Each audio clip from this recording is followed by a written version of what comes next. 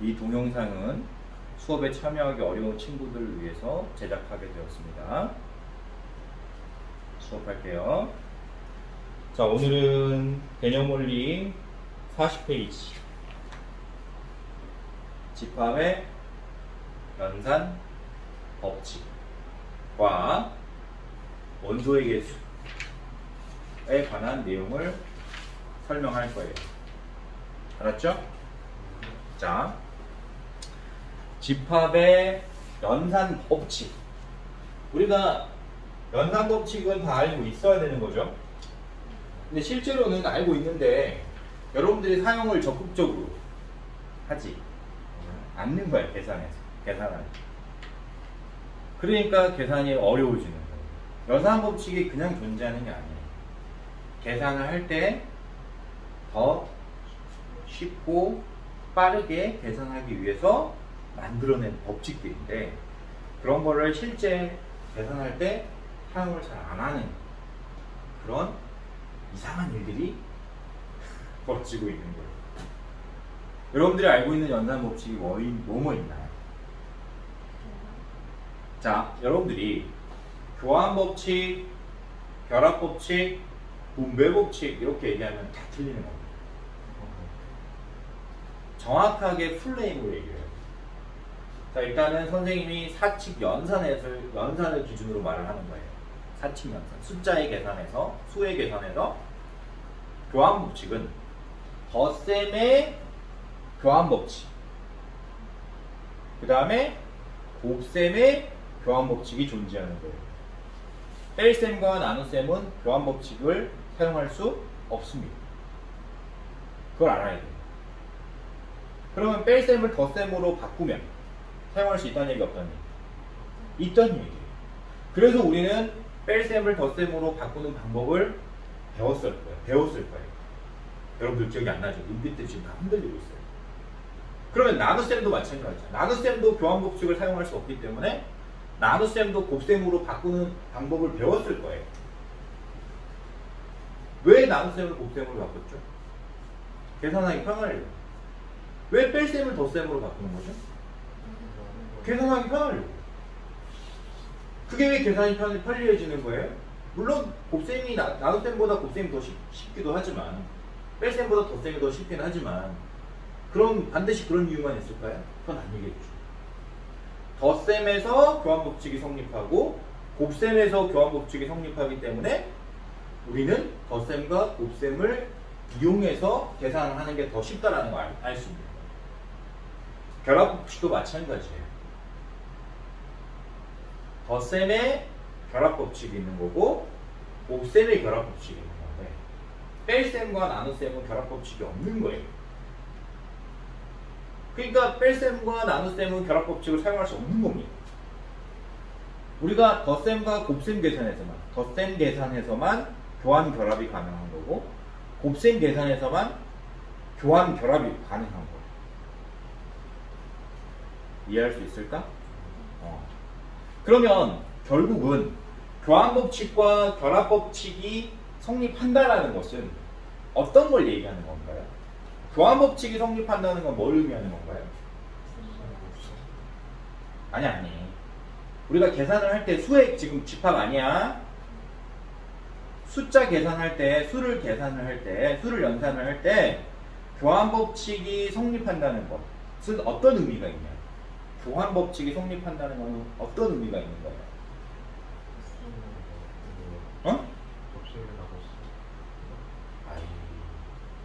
항을 바꾸는 거잖아요. 교환하는 거잖아요. 항을 교환하는 거를 우리가 뭐라고 그러죠? 교환 법칙이라고 하는 거예요.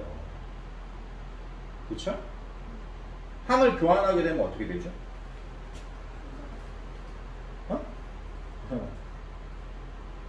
계산하는 순서가 바뀐다라는 표현도 물론 틀린 표현은 아니지만, 그렇죠? 내가 어떤 값을 더할 때, 그렇지? 서로 교환해서 계산을 하게 되면, 그렇죠? 더 빨리 계산되는 경우가 존재할 수도 있잖아요. 아니에요? 그러니까 예를 들어서 선생님이 3분의 4 더하기 2 더하기 3분의 2 계산해봐 이렇게 했단 말이야. 이걸 계산하려고 하는 거야.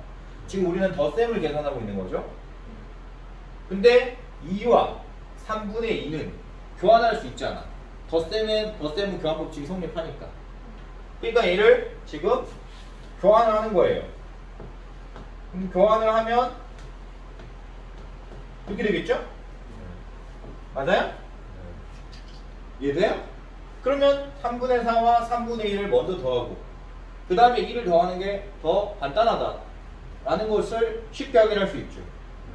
3분의 4에 2를 더한 다음에 다시 3분의 1을 더하는 연산보다 3분의 4와 3분의 1을 더하고 2를 더하는 연산이 더 쉬울 수 있다는 것을 여러분들이 확인할 수 있죠. 그러니까 우리가 교환법칙은 아무 때나 쓰는 게 아니야. 덧셈의 연산에서 교환했을 때 더 쉽게 계산이 되면 교환하는 거예요. 근데 만약에 여기에 뺄셈이 있었다 그러면 교환하면 돼요, 안 돼요? 안 된다는 거예요.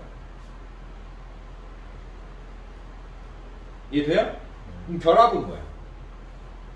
결합이라는 건 뭐냐면 괄호를 만드는 거예요. 덧셈의 연산을 할 때 괄호를 만들 수가 있어.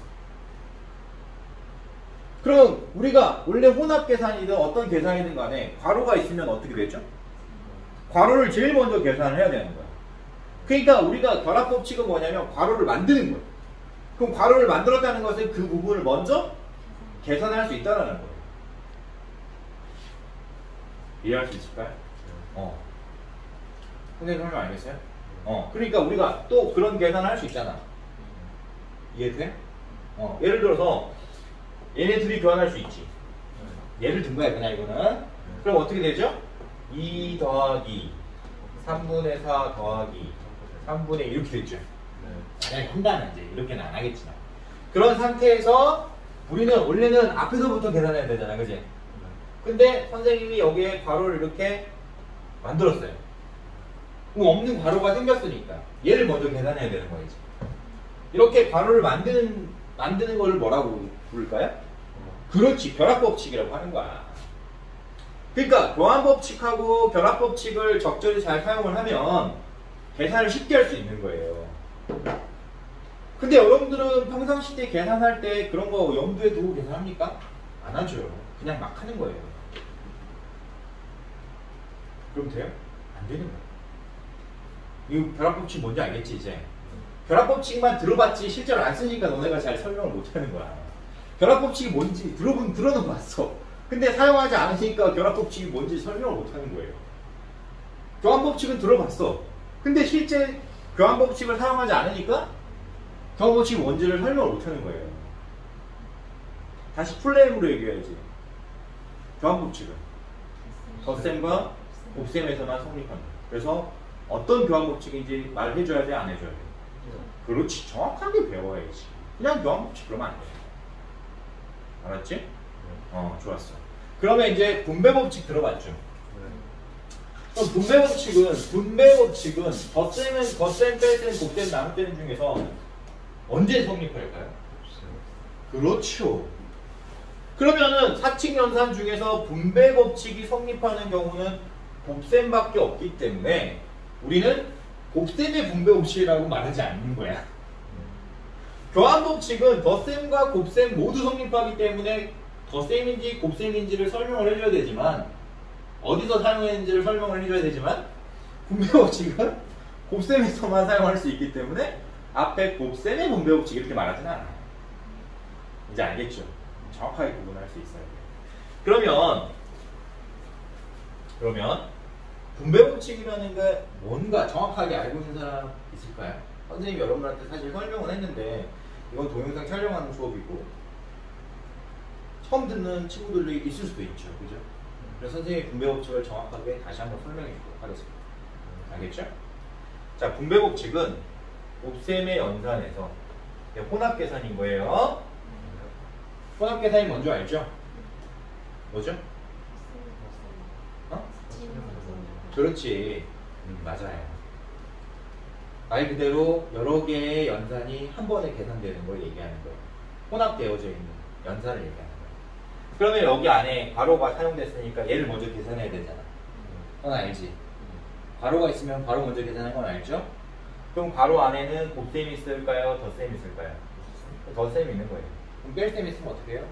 뺄셈도 덧셈으로 바꿀 수 있다고 선생님이 가르쳐줬어요. 그러니까 그건 크게 신경 쓰지 않습니다. 어찌됐든 혼합 계산이라는 사실이 중요한 거예요. 그리고 우리는 곱셈을 우선을 계산하는 게 아니라 뭘 먼저 계산하는 거다? 괄호가 있기 때문에 B 더하기 C를 먼저 계산하는 거예요. 그러면 계산 순서상 더한 다음에 A를 곱하는 게 맞죠.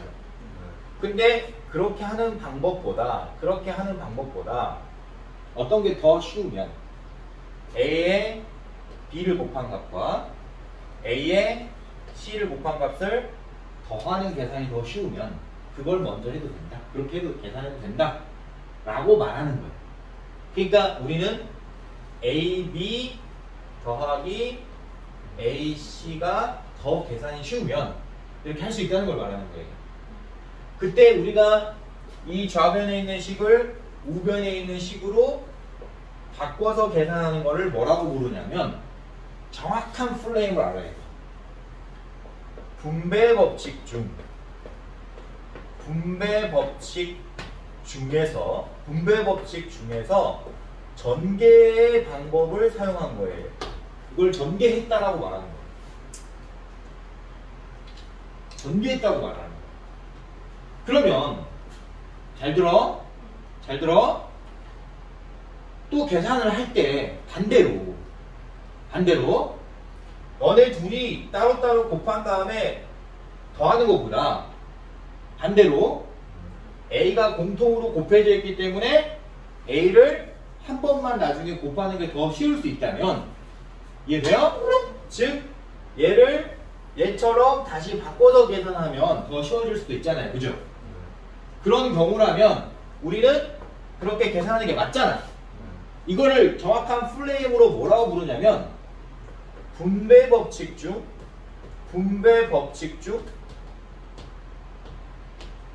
분해라고 부르는 거예요. 분해. 근데 이게 책에 있어요? 없어요. 그래서 선생님이 만든 거야. 알려주는 거야. 그리고 분배 법칙은 뭘 얘기하는 거야? 전개와 분해 다 얘기하는 거예요. 근데 여러분들이 알고 있는 분배 법칙은 뭐밖에 몰랐어? 그렇지. 그러니까 이게 되겠냐? 학생들이 진짜 잘못 배우고 있는 거야. 그럼 여러분들 생각을 해보세요.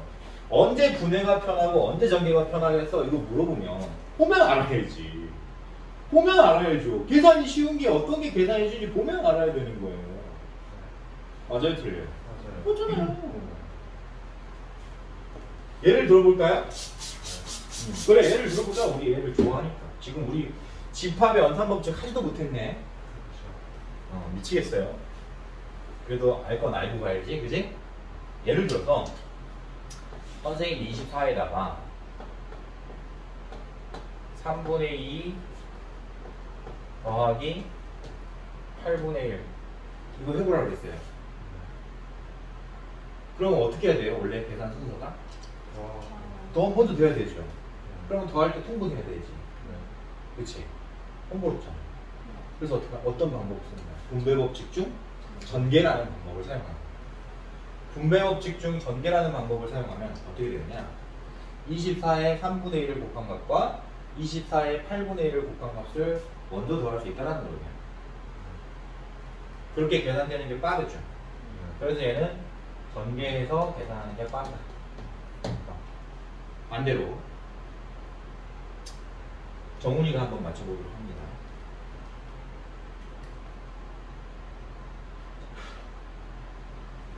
83 곱하기 0.72 되겠어요? 더하기 17 곱하기 0.72가 있었어요. 그러면 여러분들이 지금 어떻게 계산하는 게 맞죠? 더하고 더한 값을 곱하고 곱한 값을 더해주는 게 맞죠. 계산 순서가.